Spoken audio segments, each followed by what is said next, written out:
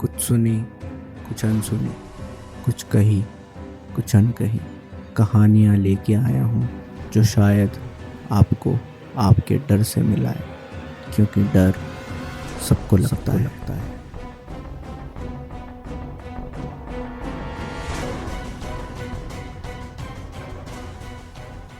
राज ने हमेशा से ही एक अभिनेता बनने का सपना देखा था। एक छोटे गांव में वो पला बड़ा था और ना जाने कितनी ही अनगिनत रातें उसने फिल्में देखते हुए बिताई थी, खुद को उस बड़े पर्दे पर देखने की कल्पना करते हुए। पर उसके माता पिता ने उसके लिए कुछ और ही सोचा था। वो चाहते थे कि राज खेती करे, पर राज के सपने गांव से बहुत बड़े थे।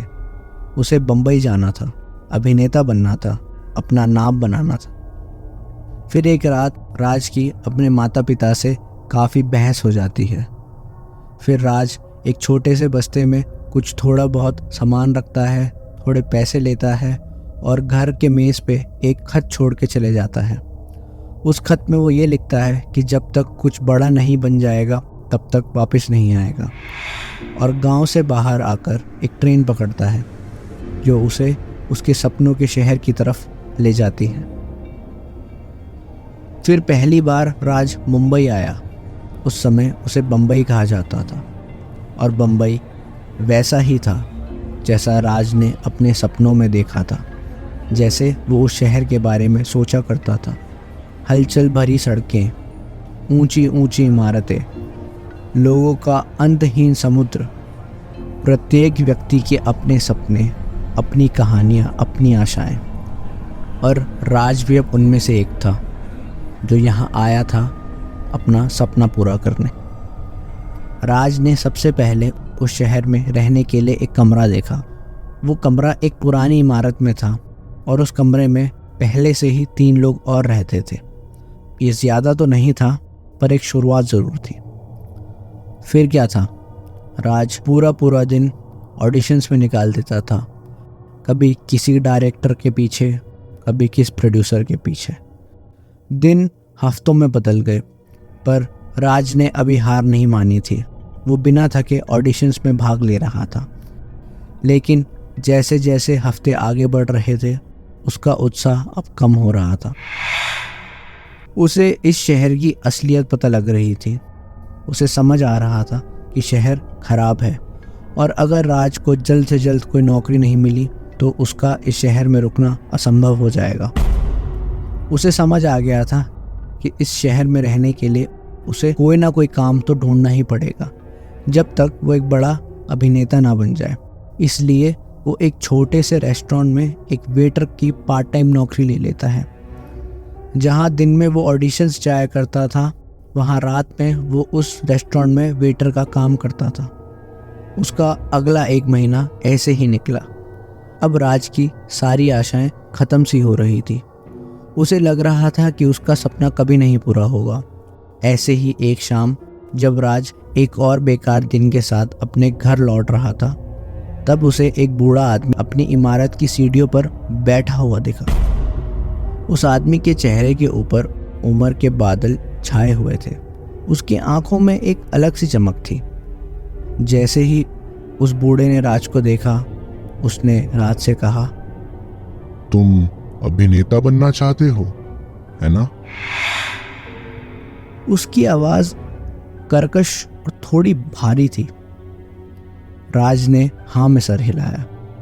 बूढ़े आदमी ने आगे कहा, ये शहर खोए और अधूरे सपनों से भरा है, लेकिन अगर तुम चाहो तो तुम्हारा हर सपना पूरा हो सकता है। मेरे पास एक तरीका है। राज ने जिज्ञासा से भरी आंखों और हताश कंधों के साथ अपना सर हाँ में हिलाया। फिर बूढ़े आदमी ने राज को एक छोटी फटी हुई किताब दी। उसका कवर घिस चुका था और पन्ने उम्र के साथ पीले हो गए थे। किताब देते वक्त बूढ़ा राज को कहता है, जो भी इसमें जैसा जैसा लिखा है वैसा वैसा ही करना, लेकिन सावधान रहे। सपनों की कीमत तुम्हारी सोच से काफी ज्यादा है। पर राज पर अपने सपने पूरे करने का एक जुनून सवार था। वो एक किताब ले लेता है। जैसे ही राज किताब लेता है, उसे अपनी रीढ़ की हड्डी पर एक ठंडक महसूस होती है, पर वो इस बात पे ज़्यादा ध्यान नहीं देता। वो फिर उस बूढ़े आदमी को धन्यवाद देता है और जल्दी जल्दी अपने घर पर चले जाता है। उस रात उसके घर पर कोई नहीं था, तो राज एक बल्ब की रोशनी में वो किताब खोलता है। वो किताब अजीब मंत्रों और तस्वीरों से भरी हुई थी। अब वो अपना सपना किसी भी हाल में पूरा करना चाहता था, इसलिए हताशा उसके फैसले को धुंधला कर देती है।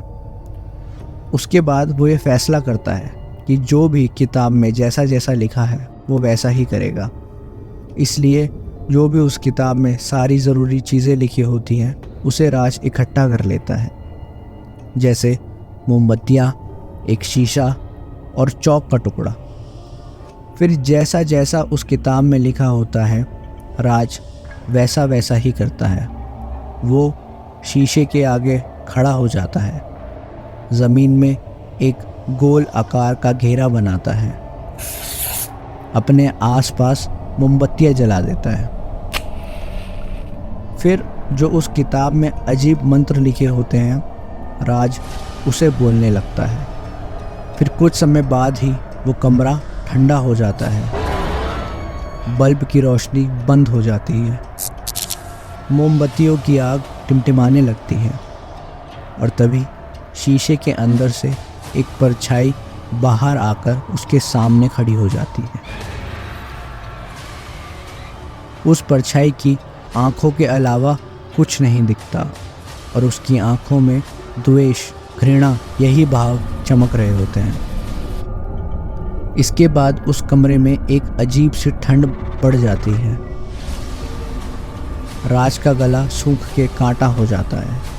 वो समझ नहीं पा रहा होता कि ये क्या है।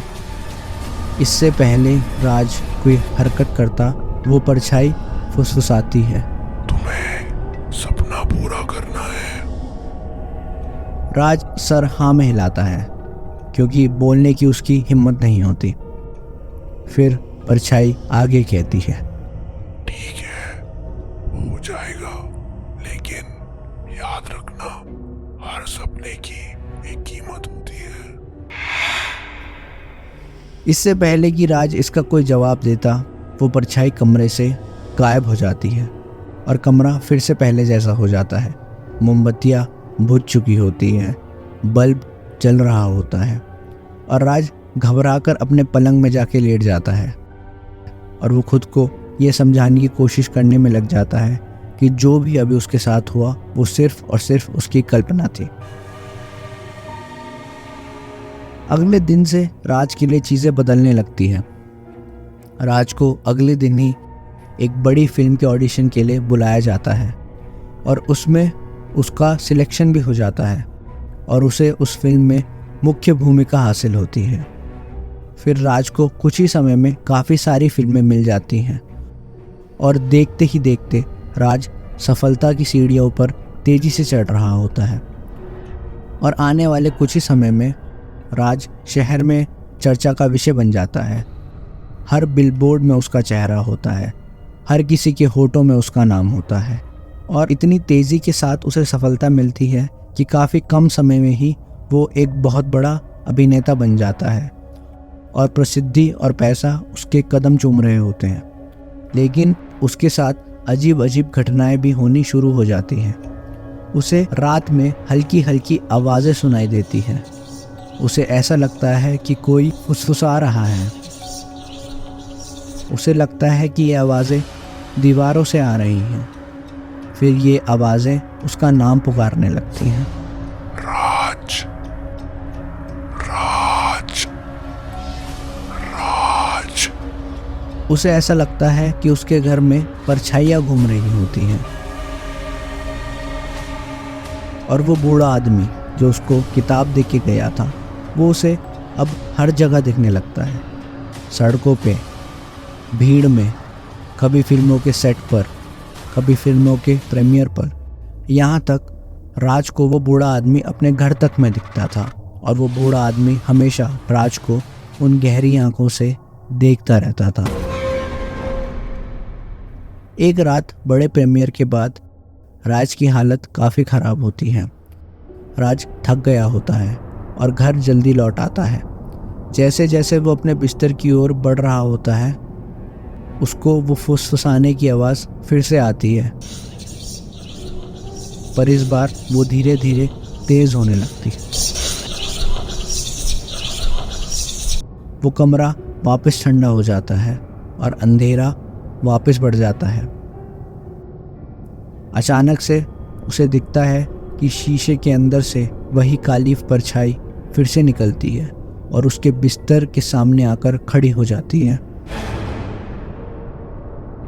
तुम्हारा सपना पूरा हो गया, वो परछाई कहती है। अब कीमत चुकाने की बारी है।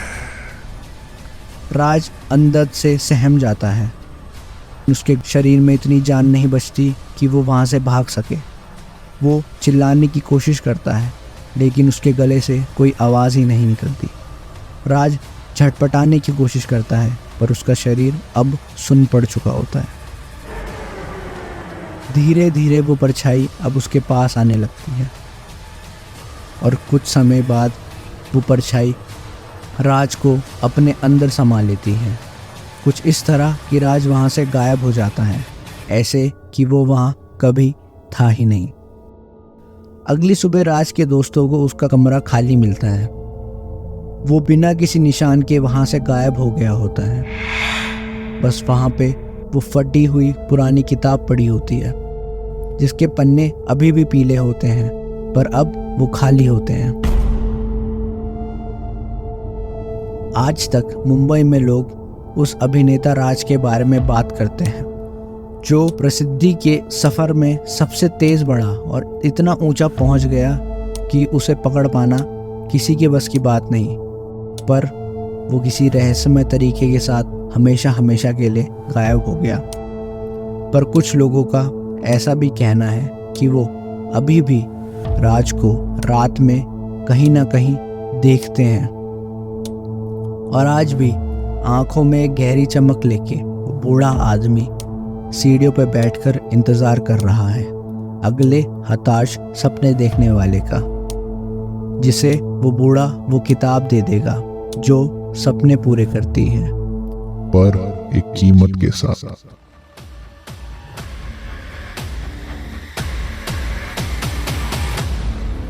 आप सुन रहे थे डर सबको लगता है।